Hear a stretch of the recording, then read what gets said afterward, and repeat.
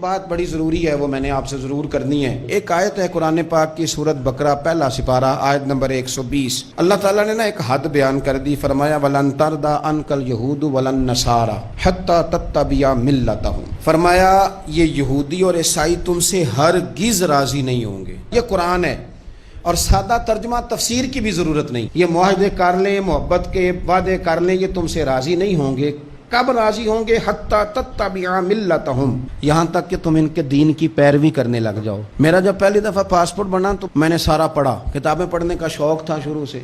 اس کے ہر صفحے پہ لکھا ہے کہ سوائے اسرائیل کے، یعنی آپ پوری دنیا میں یہ سبز ہلالی پاسپورٹ لے کے جا سکتے ہیں، خبردار اسرائیل آپ یہ پاسپورٹ لے کے نہیں جا سکتے۔ یعنی اتنی نفرت کسی ملک سے کہ اس پر لکھ کے چھاپ دیا ہر صفحے پر کہ یہ پاسپورٹ سوائے اسرائیل کے ہر ملک کے لیے کارآمد ہے۔ میرا سوال ہے عرب کے ان لیڈروں سے جنہوں نے اسرائیل کے ساتھ معاہدہ کیا، مجھے بتاؤ تمہیں فلسطین کی بیٹیاں بھول گئی نا ساری کی ساری؟ تمہیں وہ ماں بھول گئی نا جو مسجد اقصیٰ کے دروازے پہ کھڑی ہو کے چیخیں مارتی تھی اور کہتی تھی کوئی علی کو خبر کرو کہ میری بچیاں قید میں ہیں؟ وہ بھول گئی؟ تمہیں وہ بہن بھول گئی نا جس پر شراب کی بوتل انڈیڑتے تھے اسرائیل کے فوجی؟ وہ آپ کو ابھی بھی ویڈیو مل جائے گی، وہ انڈیلتے تھے شراب کی بوتل، اسے پکڑتے تھے، دست درازی کرتے تھے، اور وہ بیٹی کہتی تھی یا رحمت للعالم۔ بھول گیا تمہیں وہ سارا کچھ؟ تم نے 1 منٹ لگایا اور تم معاہدہ کس سے کروا رہے ہو؟ امریکہ کے صدر سے؟ اتنا ظلم کیا تم نے، اتنا قاتل کے ساتھ معاہدہ؟ کیا سمجھتے ہو فلسطین والوں کا کوئی والی وارث نہیں؟ سنو، میرے رسول کریم صلی اللہ علیہ وسلم نے فرمایا میرا کوئی مالدار امتی دنیا سے چلا جائے، پیسے جائیدادیں چھوڑ کے جائے تو اس کی اولاد میں بانٹ دینا، لیکن اگر اس کے ذمہ قرضہ ہو تو میرے پاس آ جانا، میں اپنے امتی کا قرض ادا کروں گا۔ جس کا کوئی وارث نہیں ہوتا مدینے والا اس کا وارث ہوتا ہے، میں قرض دوں گا اپنے امتی کا۔ کیا سمجھتے ہو فلسطینی لاوارث ہے؟ صبح قیامت نبی پاک تم سے سوال کریں گے، تمہیں اللہ کے حضور حاضری دینی ہے۔ کیوں نہیں صلح کرتا اسرائیل فلسطین کے ساتھ؟ لبنان کے ساتھ دوستی کیوں نہیں کرتا؟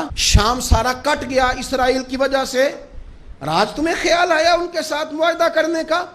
ہمیں سبق پڑھاتے ہو، خدا سے ڈرو۔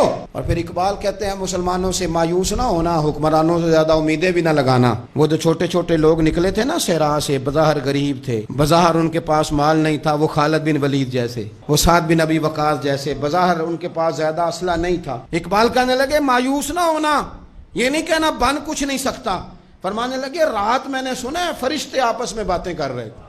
واہ اقبال، تیرا بھی انداز کتنا نرالا ہے۔ کہنے لگے رات فرشتے آپس میں باتیں کر رہے تھے، میں نے سن لی ہیں۔ بھلا وہ کیا کہہ رہے تھے؟ یہ سارے لوگ نا خالد بن ولید، سعد بن ابی وقاص، یہ صحرا کے رہنے والے تھے، اور اس وقت کی سب سے سپر پاور روما کہلاتی تھی، الٹ پلٹ کے رکھ دی ساری رومی سلطنت۔ تو اقبال کہنے لگے رات فرشتے آپس میں باتیں کر رہے تھے کہ سنا ہے پاکستان کے، ہندوستان کے مسلمان جوان مایوس ہو گئے۔ کہنے لگا نہ مایوس ہونا، نکل کے صحرا سے، جس نے روما کی سلطنت کو الٹ دیا تھا، نکل کے صحرا سے۔ گرمی دیکھو اس شعر کی، ولولہ دیکھو اس مرد کا جو مصور پاکستان ہے، نکل کے صحرا سے جس نے روما کی سلطنت کو الٹ دیا تھا، سنا ہے میں نے یہ قدسیوں سے، وہ شعر پھر ہوشیار ہوگا۔ وہ کل باتیں کر رہے تھے کہ بہت سارے ان میں سے پھر جاگ گئے اور بڑی جلدی وہ بلاک بنائیں گے۔ سنا ہے میں نے یہ قدسیوں سے کہ وہ شعر پھر ہوشیار ہوگا، وہ آئے گا میدان میں، نکلے گا، اور انشاءاللہ یہی چراغ جلے گا تو روشنی ہوگی۔